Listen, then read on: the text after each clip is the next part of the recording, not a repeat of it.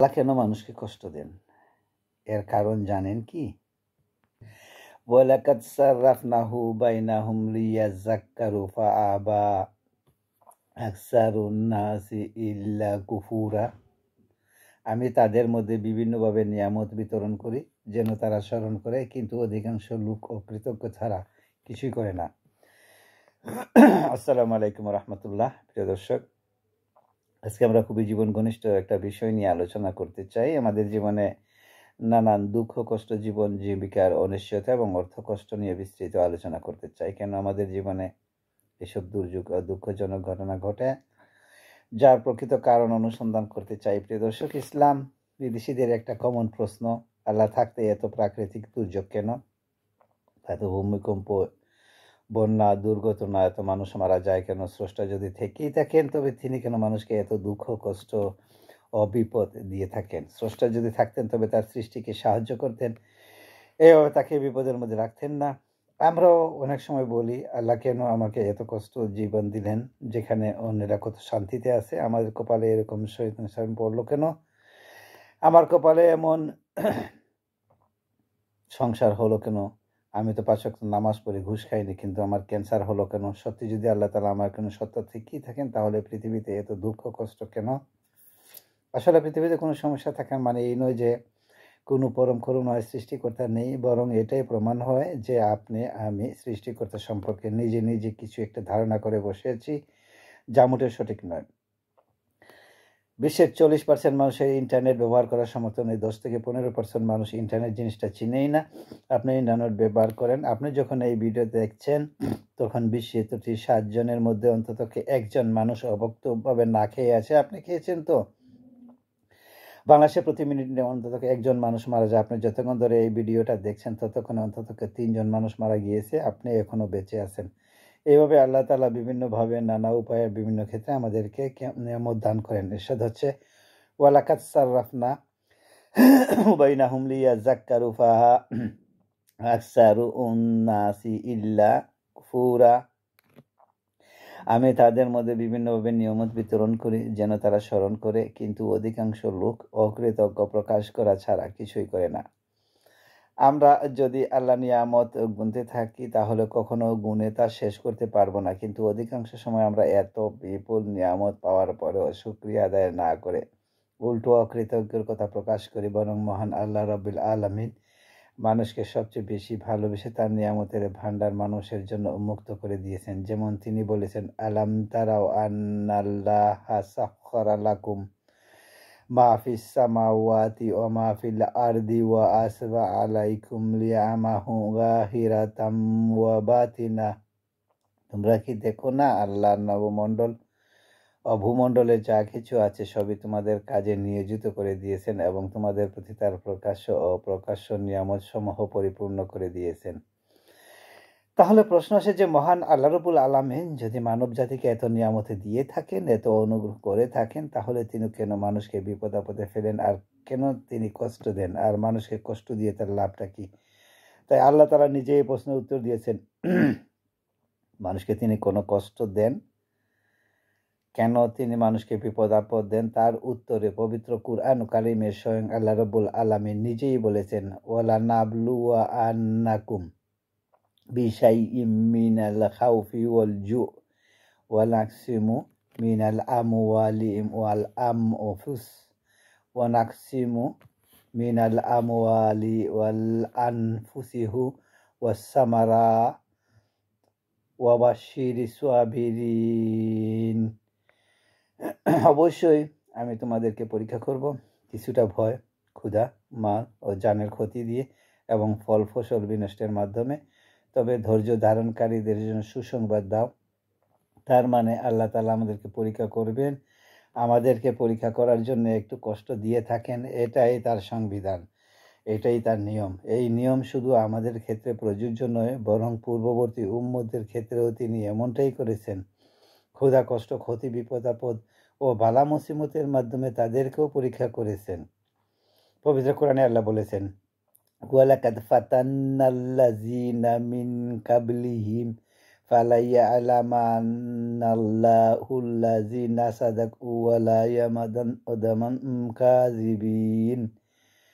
আমি তাদেরকেও পরীক্ষা করেছি যারা তাদের পূর্বে ছিল। আল্লাহ অবশ্যই জেনে নেবেন যারা সত্যবাদী, এবং নিশ্চয়ই তিনি মৃত্যুর ব্যাপারেও জেনে নেবেন। প্রিয় দর্শক, এতক্ষণের আলোচনা থেকে আল কোরআনের ভাষায় বলা যায় নিশ্চয়ই আল্লাহ তাআলা আমাদের ঈমান পরীক্ষা করার জন্য বিভিন্ন সময় আমাদেরকে বিপদ আপদ দিয়ে থাকেন। তাফসীর ইবনে কাসির সূরা বাকারার 155 নম্বর আয়াতের ব্যাখ্যা করা হয়েছে এইভাবে যে নিশ্চয় আমি তোমাদেরকে ভয় ও ক্ষুধা এবং ধন সম্পদ, জীবন ও ফল ফসলের ক্ষয়ক্ষতি দ্বারা পরীক্ষা করিব, তবে ধৈর্যশীলদের সুসংবাদ প্রদান করো। অর্থাৎ এই আয়াতের মাধ্যমে আল্লাহ তাআলা ঘোষণা করেছেন যে তিনি অবশ্যই বিপদ আপদের মাধ্যমে তিনি পরীক্ষা করেন, তবে যারা ধৈর্য ধারণ করার মাধ্যমে যারা এই পরীক্ষা উত্তীর্ণ হয় তারা প্রতিদান পেয়ে থাকেন। যেমন অন্য আরেকটা আয়াতে আল্লাহ বলছেন, ওয়ালা নাবলুয়া আন্নাকুম হাত্তা না'লামাল মুজাহিদিন ওয়াস-সাবিরিনা ওয়ালা বলুয়া আখবারাকুম। আমি অবশ্যই তোমাদেরকে পরীক্ষা করব যতক্ষণ না আমি জেনে নেই যে তোমাদের মধ্যে কে জিহাদকারী ও ধৈর্যশীল, এবং আমি তোমাদের কার্যকরী পরীক্ষা করি। আল্লাহ তাআলা মানুষকে কখনো পরীক্ষা করেন উন্নতি ও মঙ্গলের দ্বারা, আবার কখনো পরীক্ষা করেন অবনতি, অমঙ্গল, ভয় ও ক্ষুধা অথবা অভাব দ্বারা। অর্থাৎ সামান্য ভয়ভীতি, কিছু ক্ষুধা, কিছু ধন মালের ঘাটতি, কিছু প্রাণের হ্রাস, কিছু অর্থাৎ নিজের ওপরের আত্মস্বজনে এবং বন্ধুবান্ধবের মৃত্যু, কখনো মাঠে পুরানো উৎপাদিত ফসল, কখনো কলকারখানা উৎপাদিত প্রোডাক্টের ক্ষতি, এসব দ্বারা আল্লাহ তাআলা বান্দাদেরকে পরীক্ষা করেন। কিন্তু যারা এতে ধৈর্য ধারণ করেন তাদেরকে তিনি উত্তম পরিধান দান করেন।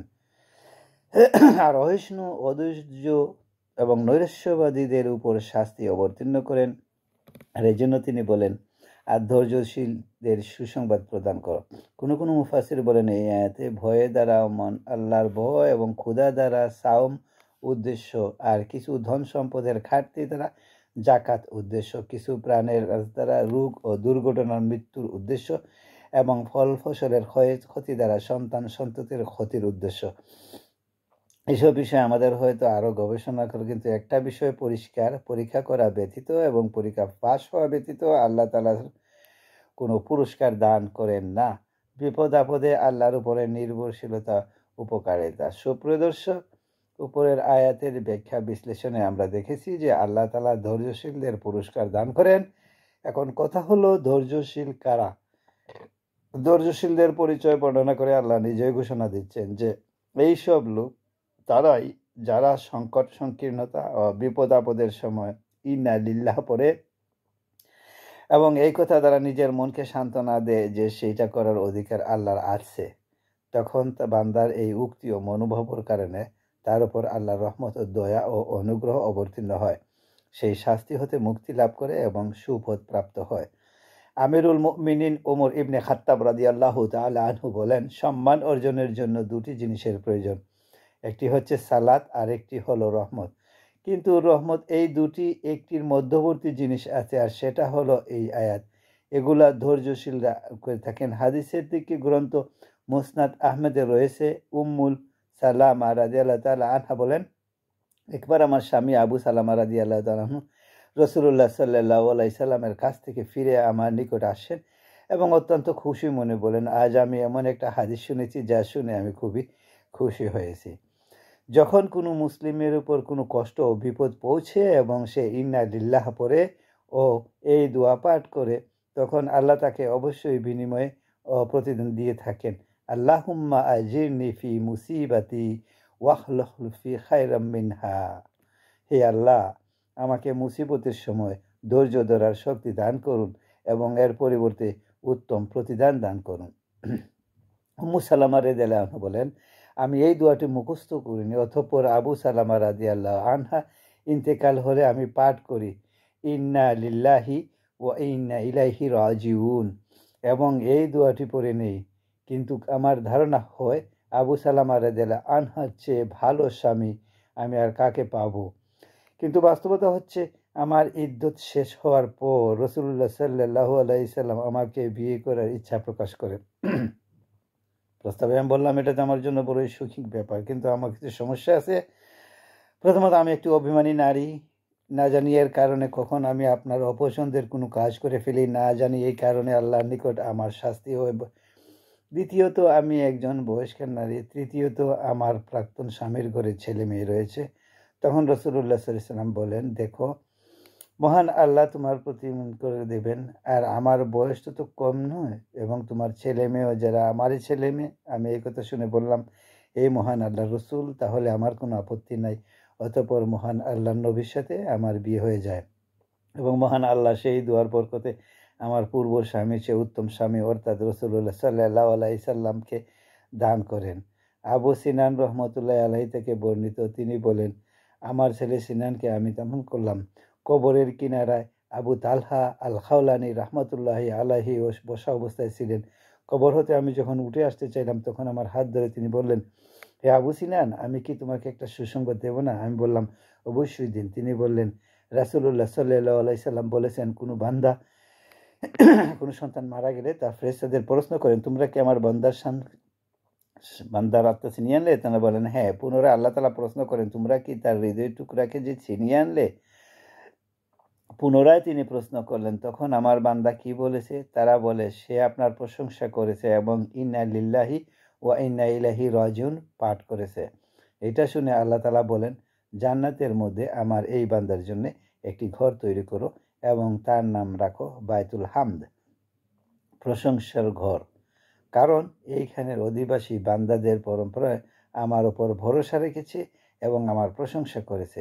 প্রিয় দর্শক, এতক্ষণ আমরা কিছুক্ষণ আয়াত ও হাদিস উল্লেখ করেছি, সেগুলা থেকে সুস্পষ্ট বোঝা যায় যে আল্লাহ তাআলা আমাদেরকে পরীক্ষা করবেন বিভিন্ন বিপদ, দুঃখ, কষ্ট ও দুঃখ দিয়ে ইত্যাদি।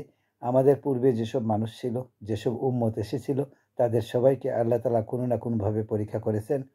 আমাদেরকেও তিনি কোনো না কোনোভাবে পরীক্ষা করবেন। আমাদেরকে সেই পরীক্ষায় উত্তীর্ণ হতে হবে। এই পরীক্ষার মাধ্যমে বের হয়ে আসবে কারা ধৈর্যশীল, কারা ভরসাকারী, আর কারা তার প্রতি অকৃতজ্ঞ ও হতাশাবাদী। আমরা যদি এই পরীক্ষায় উত্তীর্ণ হতে পারি, তা পুরস্কার হিসেবে রয়েছে জান্নাত, আর না হতে পারলে জাহান্নাম। তাই আমাদেরকে ধৈর্যশীল হতে হবে, কারণ আল্লাহ আগেই আমাদেরকে জানিয়ে দিয়েছেন তিনি আমাদেরকে পরীক্ষা করবেন বিপদ, আপদ, দুঃখ, কষ্ট ইত্যাদির মাধ্যমে। যেহেতু আমাদেরকে আগে পরীক্ষা করার কথা জানিয়ে দেওয়া হয়েছে, তাই আমাদেরকে সেই পরীক্ষাতে উত্তীর্ণ হতেই হবে। আপনি আল্লাহর নেওয়া এই পরীক্ষায় সফল না হতে পারলে শাস্তি হিসাবে রয়েছে জাহান্নাম। আপনি এই পরীক্ষায় উত্তীর্ণ না হয়ে যদি জাহান্নামে যান, তবে এই জাহান্নামে যাওয়ার জন্য আপনি নিজেই দায়ী থাকবেন। কোনোভাবেই আপনি আল্লাহকে প্রশ্ন করতে পারবেন না। দেখে আল্লাহ কোরআনের মাধ্যমে আল্লাহ আগেই জানিয়ে দিয়েছেন তিনি আপনাকে যে পরীক্ষা করবেনই। তাই সর্বদা ধৈর্যশীল থাকুন, তার উপর ভরসা করুন এবং আল্লাহর শুকরিয়া আদায় করুন। আল্লাহ রাব্বুল আলামিন আমাদের সকলকে বিপদ আপদে ধৈর্য ধারণ করার তৌফিক দান করুন, সকল দুঃখ কষ্ট করার ধৈর্য দান করুন, আর্থিক অভাব অনটনের সময় ধৈর্য দান করার তৌফিক দান করুন, রোগ সুখের সময় ধৈর্য দান করার সময়, স্বজন প্রিয়জন হারানোর সময়ও ধৈর্য দান করার তৌফিক দান করুন। আমিন।